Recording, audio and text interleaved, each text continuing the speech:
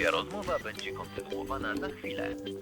Please hold online. We are trying to reconnect your call.